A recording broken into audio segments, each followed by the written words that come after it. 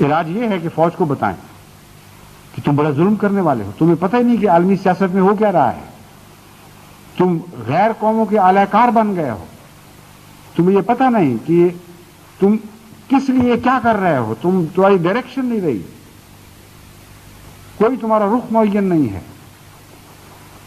اور آنکھیں بند کر کے ایک بیرونی طاقتوں کے اعلی کار بنتے ہوئے اپنے وطن کے اوپر تم مسلط ہو گئے. شرم نہیں آتی تمہیں؟ کوئی حیا باقی نہیں رہی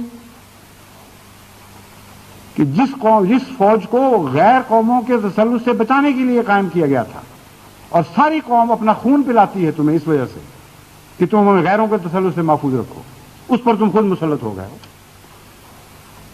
فوج کا ضمیر آج بھی زندہ ہے، اس کو جھجوڑیں تو صحیح.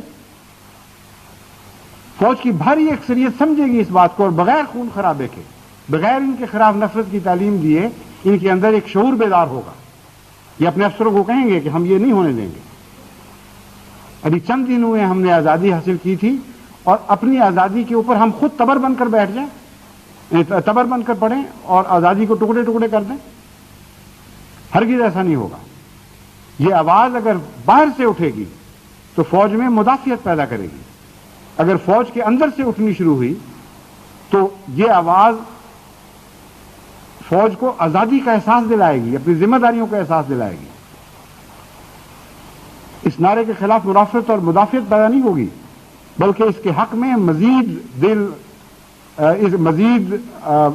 فوجی اور آوازیں بلند کرنا شروع کر دیں گے. یعنی ایک آواز بڑھتے بڑھتے 2 3 4 آوازوں میں تبدیل ہوگی. اور یہ اعلان کرنا، اخبارات میں ایسے بیان دینا ہرگز ملک کے مفاد کے خلاف نہیں ہے، کوئی قانون شکنی نہیں. اب کوئی نفرت کی تعلیم نہیں دے رہا ہے، آپ یہ معاملہ کھول کر بیان کر رہے ہیں کہ دیکھو یہ ہو رہا ہے، ایسا نہ کرو، تم کر سکتے ہو، مگر ہم تمہیں تمہاری ضمیر کا واسطہ دیتے ہیں، تمہاری وطن کی محبت کا واسطہ دیتے ہیں، تمہاری ماں اور بہنوں کی عزت کا واسطہ دیتے ہیں، تمہارے بلکتے ہوئے بچوں کا واسطہ دیتے ہیں کہ خدا کے واسطے اپنی ہی قوم کی آزادی کو نہ لوٹو. چھین سکتے ہو، کیوں نہیں چھین سکتے؟ طاقت کی بحث نہیں ہے، مگر اگر چھینو گے تو ہمیشہ کے لیے ملعون بن جاؤ گے، ہمیشہ کے لیے تاریخ میں عبرت کا ایک نشان بن جاؤ گے.